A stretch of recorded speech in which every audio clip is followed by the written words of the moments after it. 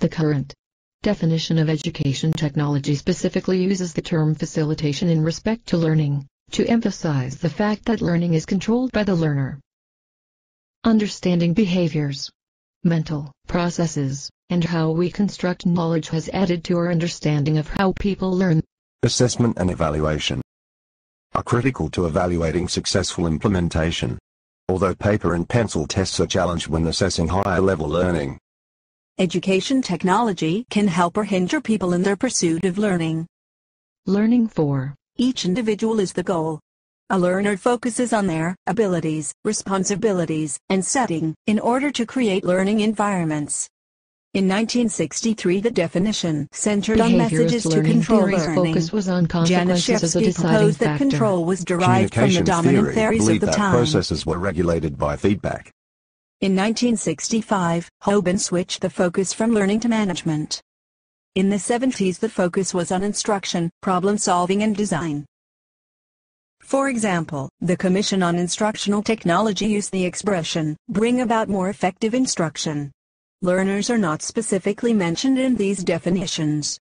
She then changed education's focus again, to the management of the learning problem. Between 1977 and 1994, the definition returned to the idea of involving people in the processes. But it was Hynek that emphasized technology's commanding role in 1984. Today, facilitating learning involves a complex organization of processes and resources, which puts an emphasis on learners' their interests and abilities, or disabilities. A teacher using behaviorist theories would determine what the learner knew, select an appropriate goal, provide prompts and reinforcers. If we believe that learning is in the control of the teachers, then if the teachers work harder, students learn better. A slight variation of this view is learner-centric teaching. The teacher is accountable for results and the learner is seen as the recipient.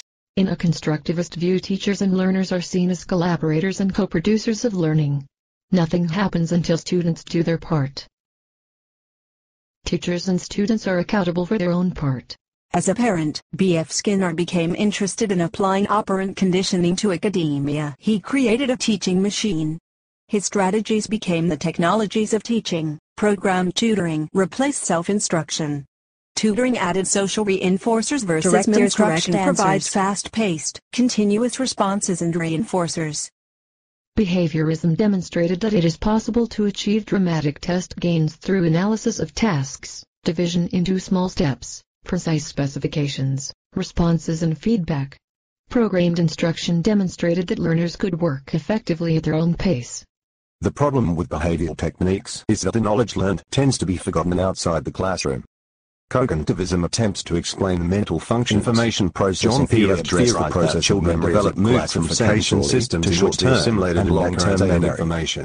New imaging technology allows neuroscientists to observe and theories focus on the presentation of content so it makes sense, is easy to remember, and expands the learner's mental schemata.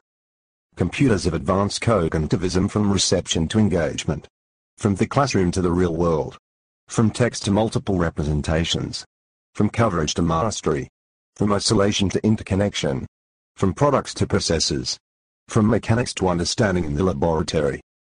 Ganu provided an example of a cognitive lesson framework. First, get their attention. Tell them clearly what they are expected to do. Remind them of their current knowledge on the subject. Demonstrate the new skill. Guide the learners with mnemonic devices, questions, or hints. Practice the new skill. Confirm correct responses. Test new knowledge. Transfer knowledge through on-the-job practice or simulated practice. Another, more recent example focuses on 5 phases. Gaining attention, linking to prior knowledge, organization of content, assimilation of knowledge, and strengthening retention and transfer. Constructivist perspectives hold commanding heights of education research and development in a 21st century. Constructivists believe learners choose their own goals and paths. Constructivist principles include embedding learning, provide for social negotiation as an integral part of learning, Provide for multiple perspectives, Encourage ownership in learning,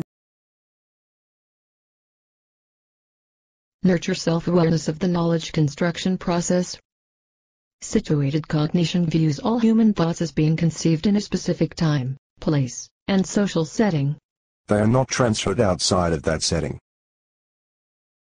The Cognition and Technology group at Vanderbilt used active realistic stories versus lectures. These video materials have often been cited for multimedia design within constructivist frameworks. Problem-based learning has been used in medical education for decades.